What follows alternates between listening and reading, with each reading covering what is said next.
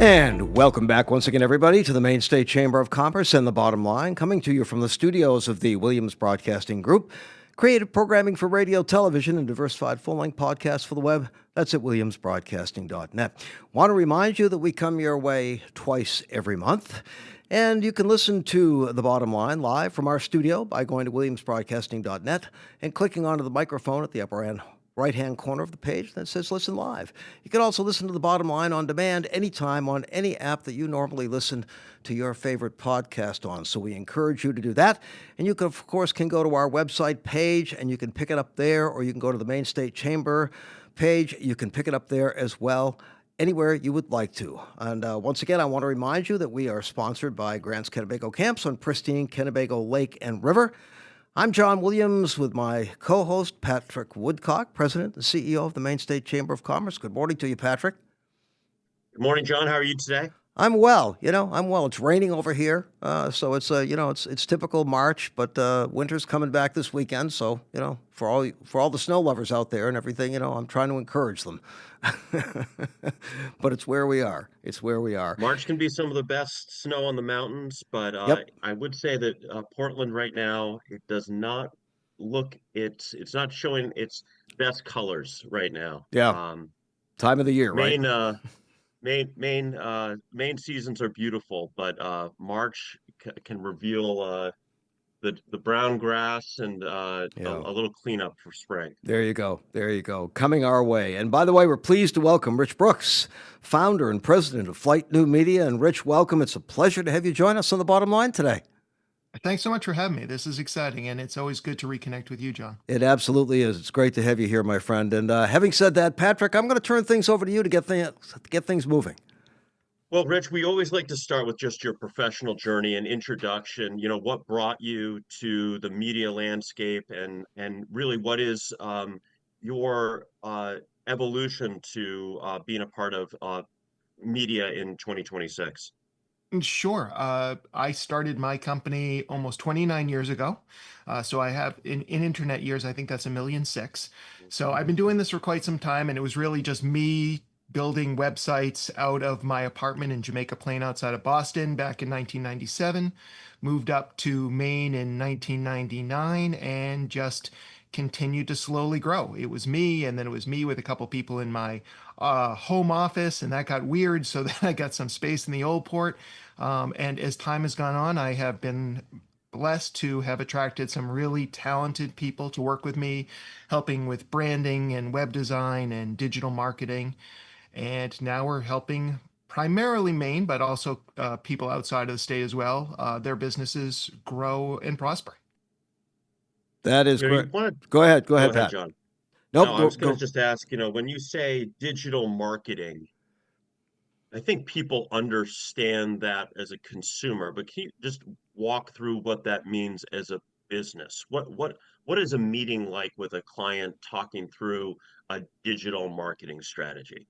I love that because honestly, my favorite part of the job is trying to understand what another business owner or marketer is going through and then figure out what are the tools to help them get there. So very often, if we're sitting down with a client, our first question is like, what are you looking to accomplish? Are you looking to get into a new market? Are you looking to increase sales? Are you looking to accomplish your recruitment goals for the year? Whatever it may be. Understanding what the objective is always the first piece of things. And then from there, it might be about starting. You don't go into a doctor's office and have them prescribe something before they've diagnosed what's going on with you. So it is understanding what that issue is and then saying, because of what you're looking for, the most important thing we do is we need to improve your website because you're not getting the conversions from the traffic you're getting, or you're not getting enough traffic. So let's look at optimizing your website for local or organic search or paid search. Or, you've got a consumer facing product. Let's really think about social media, both a combination of organic, quote unquote, unpaid social media, as well as paid social media or digital ads. For some clients who may have a longer sales cycle, email marketing is going to become important, or have recurring sales. Like a wedding planner, hopefully, is only going to have one wedding for each person. But for other people like hotels or restaurants or even HVAC companies, they may be having customers who come to them over and over again. So how do we stay in front of those people? And so developing out the right strategies with the right platforms is part of what we do with our clients. And then trying to come up with creative ways to help them accomplish that. Rich, when you talk about digital and you talk about the technology that has evolved and continues to evolve at really lightning speed, and no one would know better about that than you. What do you see when it comes to businesses that come to you and talk about their needs in terms of their ability to understand what it is that you can do with this technology today? Now, I know that sounds kind of redundant, but I don't think it is, because I think most of the businesses today that come to a company like yours, and sometimes even to a company like mine, which is very much involved in digital broadcasting, they hear about it, but they don't know much about it when they start. What's the biggest challenge you have when it comes to getting these businesses not only to understand it, but to buy into what it can be and what it can do for them? Wow, that is a really good question. And it really varies. The quintessential marketing answer to everything is it depends, and unfortunately, it does depend. We have clients who come in who are completely unaware and are like, "I was told I need Facebook ads" or something like that. And then we have people who come in who have been working perhaps with another agency and just whether they're not getting the right results or the agency isn't responsive, and so they are very sophisticated, and our job is just stepping in, auditing what's going on, and then giving them next steps. But I will say that, there's certainly some misunderstandings about how, people say, I want to be number one in Google. They don't even understand really what that means anymore. Right. Or they'll come to me more recently these days, like, how do I get ChatGPT to recommend my company over others? So that's been a very common conversation as well. And another big thing that people don't understand is advertising, digital advertising, how it works and how it doesn't happen. It doesn't take effect overnight. Right. That you really need to do some experimentation. That the machine learning on the platform side has to learn more about your audience so it can serve the ads to the right people, as well as from the creative side. We can guess at what would be most effective for, that local HVAC company or a CPA, but we have to experiment a little bit and test things to start to find out what is the message that's going to resonate best with their audience. Rich, can you talk about just effectiveness? How can you track whether this marketing you mentioned, another um, advertising firm, maybe a client transitions to you to really at the end of a year, end of a 3-year period, really do a reflection of whether this has been successful or not. Can you really monitor the metrics? Yeah, in fact, I would argue that you can monitor them better today than ever before, depending on the business, of course. But in general, most of our clients who are running ads on either Facebook or Google or LinkedIn or Pinterest, we're driving traffic to their website. A lot of the business we do, I'd say 70% of the business we do, is what I would call lead generation, where the goal is to get the customer or the prospect to pick up the phone or fill out a contact form. Where maybe 30% is e-commerce, where we're just looking for people to buy now on a website. The Google Analytics, when properly installed and optimized on a website, can give you great information on where did this lead come from, how did they behave on your website, did they take that desired action.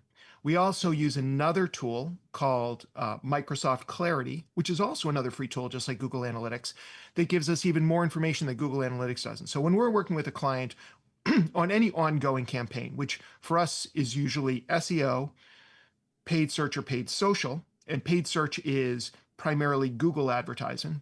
And paid social is primarily meta advertisement, which is Facebook and Instagram. But we do, like I said, LinkedIn and Pinterest ads as well. We can create reports, and we often show them in Google Looker Studio, where the people can see exactly where their ad spend is going and what the results were. We can only take it so far generally as a company. We need to rely on our clients to then give us sales numbers. But if we get those numbers, we can actually feed them back into Google Looker Studio so that the client has a dashboard and they can see, this is the money I spent. These were the number of impressions or views. These are the number of clicks to the website. These are the number of, form fills we got, and then we can even layer in here are the sales that came from this. So you can really get an idea of your ROAS, your return on ad spend. So hopefully, without getting too geeky, that answers the question. But it is very measurable, this digital ad landscape. And Rich, it's interesting. I come from a commercial radio background. I ran radio stations in Maine, New York, and Tennessee before forming my own company over 30 years ago. And one of the things that is just really jumping out at me, and I really mean this, and this is going to sound simple as well, is the way in which I'm watching broadcast operate these days when it comes to getting involved in that digital aspect of what it is that they're doing. And let me use a perfect example. I mean, right now, shows like the Today Show, they will tell you, don't forget to pick us up on our podcast. You can see where they're buying into what that does and what has the potential to do.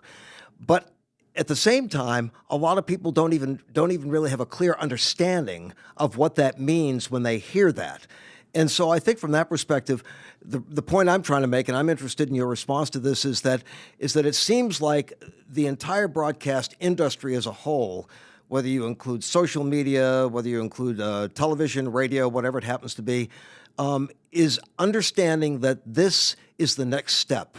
And I know that it's been around for a while, but it is the next step in making it possible for businesses to not only understand what it means to go digital, but also understand the ramifications of what it can do for them as they move forward as a business. Yeah, I mean, I live in this world. So for me to hear businesses say, like, oh, I guess it's time for me to do digital, especially after the pandemic when everything went virtual, is a little bit surprising. I know that there are companies that have been touched less by digital than others, but to me, I mean, everybody goes online. Everybody has a smartphone. Yep. Everybody doom scrolls at some point or another during the day or during the week or whatever it is. If you want to reach people, you need to be where they are. And so that's where digital comes in, because digital has become part of our lives. Whether you love it or hate it, it doesn't matter. This is how we communicate. This is how, I mean, I remember when I got my first smartphone and it came with 200 texts a month. And I'm like, who would ever send 200 texts a month? And now I burn through that in about 4 days. Everybody my age, and I'm in my late 50s, we were all joking about, like, we're not a bunch of teenagers. We don't need to text. And we text more than anybody I know. That's just the easiest way. And and then the other thing is staying online, staying connected online. So I think that if businesses want to reach their audience, very few businesses can survive without having a strong digital presence, whether that means a website that's been optimized for people to be able to find it, whether you're using Google or ChatGPT, or whether they're doing outreach with digital ads like paid search and paid social, or whether they're trying to build long-term relationships by positioning themselves as experts, by getting people to opt into their email newsletter and sending them weekly or monthly emails that help out their prospects and customers. These are the tools of the trade these days. And if you want to get in front of your customers, you need to be digital. I want to get into the impact of this and the public policy debates that I think are urgent. I think it's an urgent conversation to be talking about how to balance maintaining competitiveness for businesses and also ensuring that there are some basic protections for data privacy.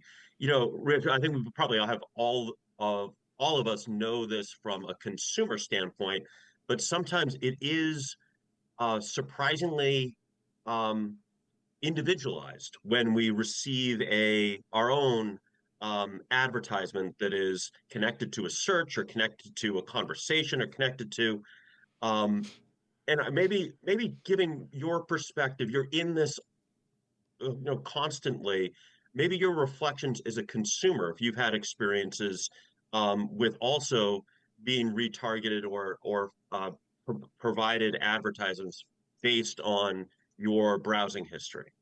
Yeah, I mean, it happens all the time. Sometimes it's funny, sometimes it's a little sketchy.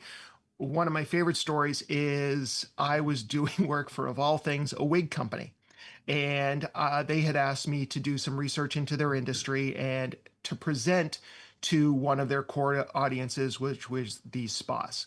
So I did this deep research into hair replacement, hair therapies, all these sort of things. And for 6 months, every pre-roll on YouTube was for Bosley's Hair Club for Men. And I realized at that point that I should never go under my own personal account to do research for a client. I should always use the company one so I wouldn't get retargeted like that. And we all see examples like that. And we've also always had those weird kind of things where we're just talking to somebody and then all of a sudden an ad pops up. And I always wonder how much of that is just kind of like psychological bias, because we see that happen and we think we make a connection. Maybe it's real, maybe it's not. But yeah, I completely understand the needs for privacy. And I love the idea of people being able to control their own data and opt out of things. And we've all seen those annoying, sometimes banner ads when we go to a website that says, what can we track? Or what do you want to opt into or opt out of? And it takes an extra second. But I feel like that gives consumers a certain level of control over how their data is being used. Shall we take a break, guys? We'll be right back. That sound good? Sounds good. All right. Sure. We're going to take a little break. John Williams, Rich Brooks, and of course, Patrick Woodcock. It is The Bottom Line, everybody. Hold on. We'll be right back.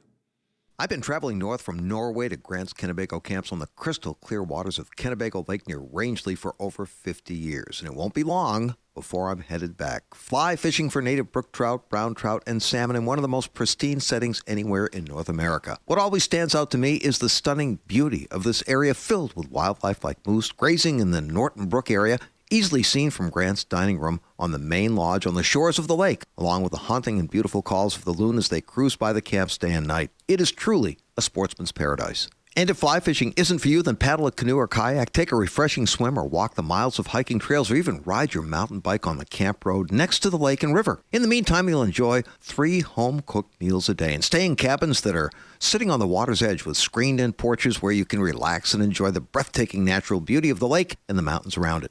Owners John and Carolyn Blunt, they're always there to greet you, and the fishing either on the lake or in the river is simply legendary. Take it from me. A family trip to Grants will change your whole perspective of what an adventure vacation can mean. Go to grantscamps.com for all the information and reservations, and it's very likely that you'll see me there.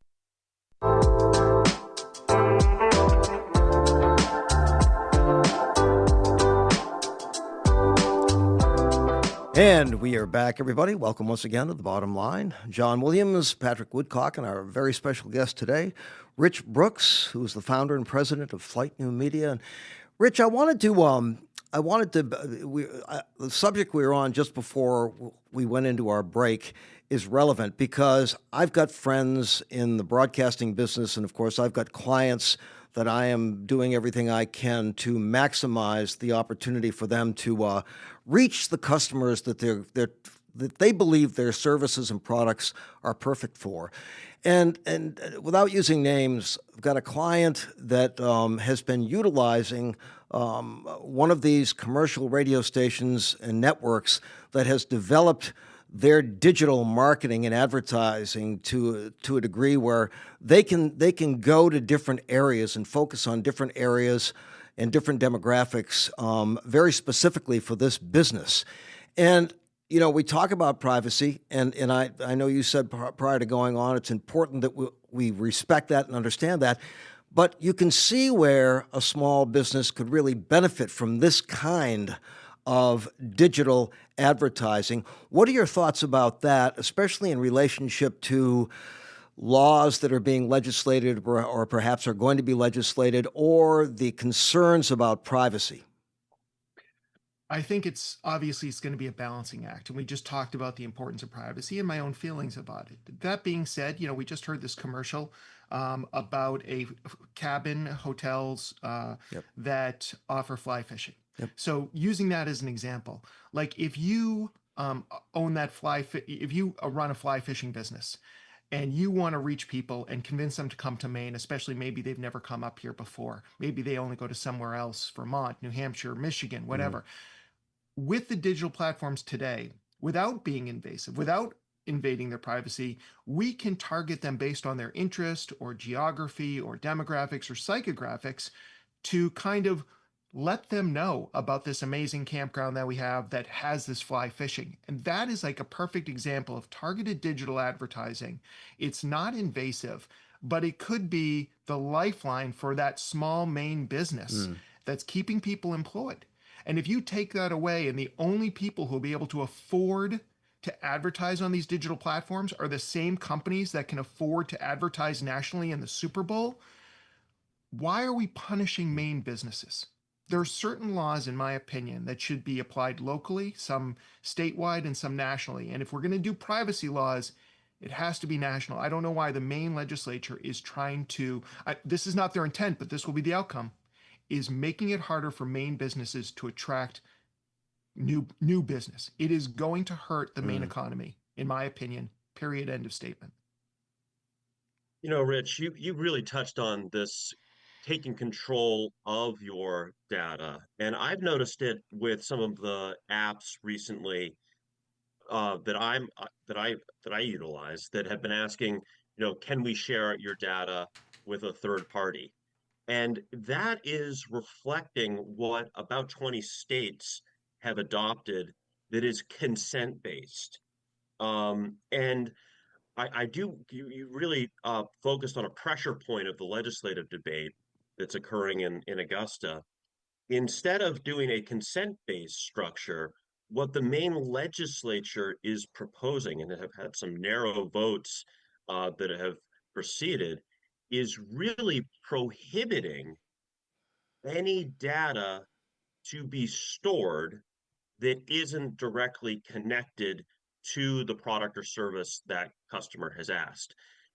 And what it really would fundamentally alter is reducing all of the information about who is a fly fisherman who might be interested in this camp.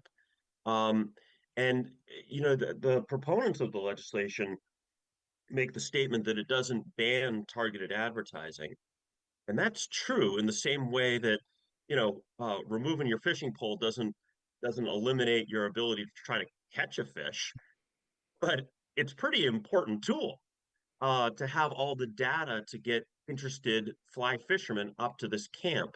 Can you comment on the legislation at all? I know it's a long bill, but can you comment at all on what this would mean for your business? Well, for my business, it's hard to tell because yes, I actually took the entire law and the amendment.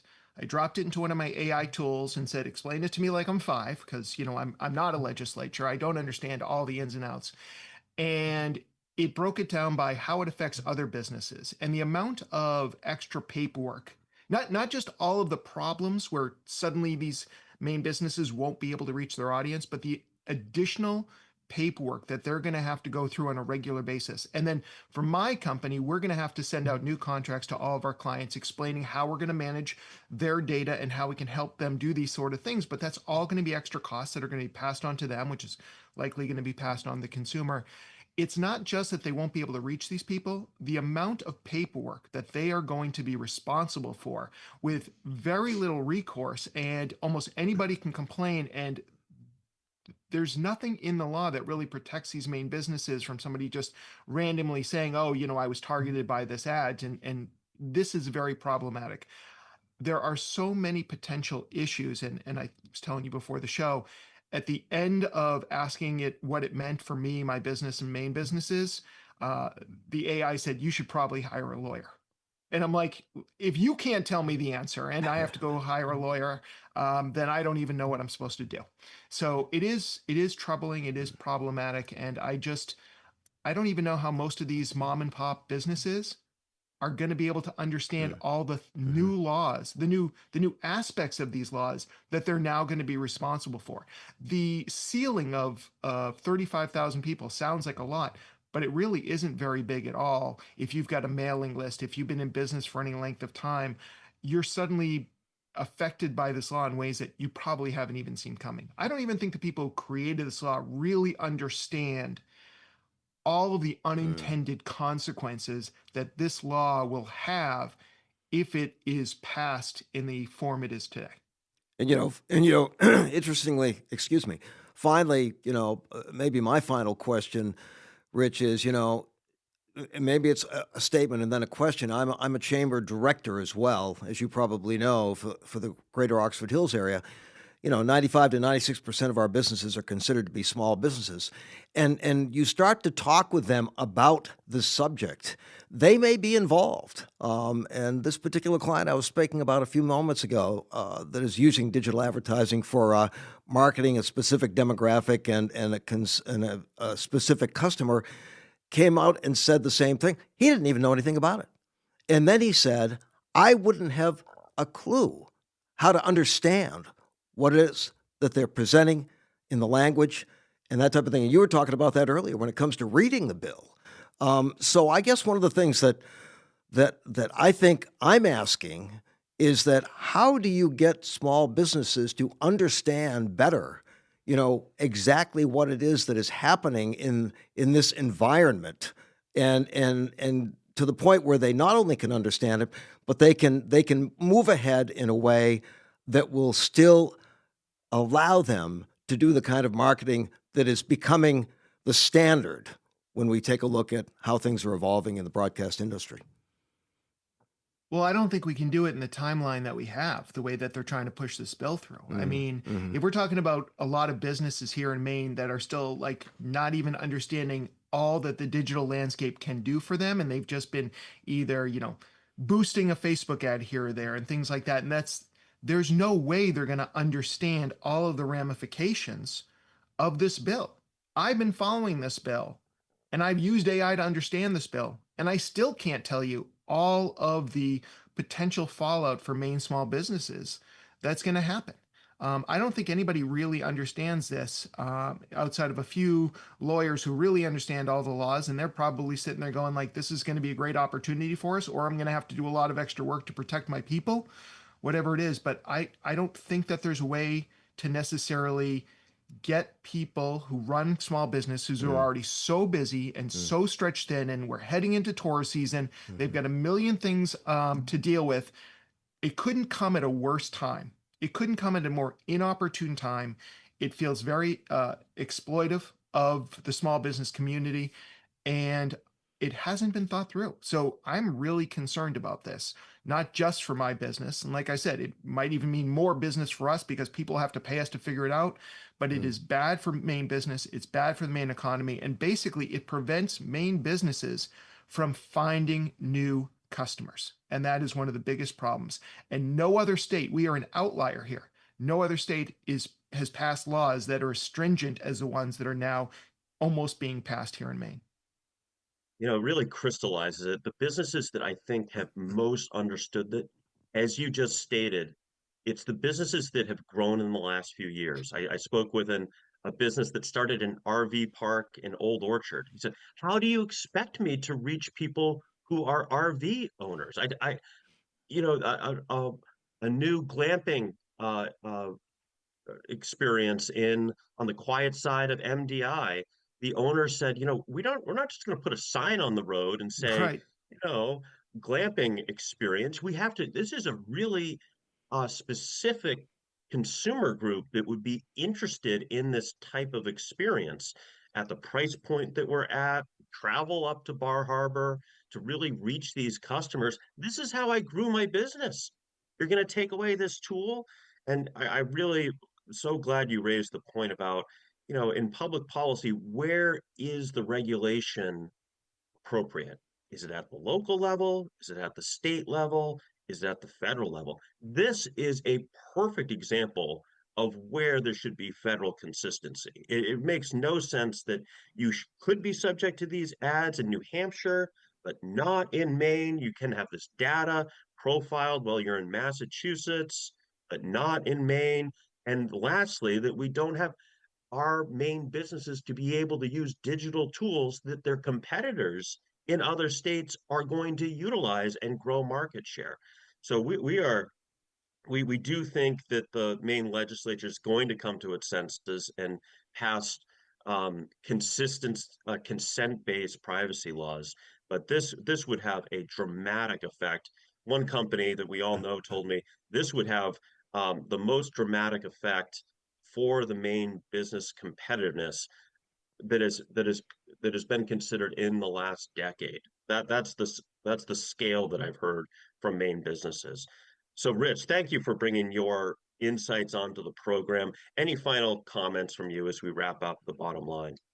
It's just unfortunate that the businesses that are going to be most impacted by this are the ones that can least afford it. I'm Yeah. talking about the independently owned hotels, the mom and pop shops, these specialty shops. And specialty shops can include everything from a Christian bookstore to an LGBTQ friendly printer.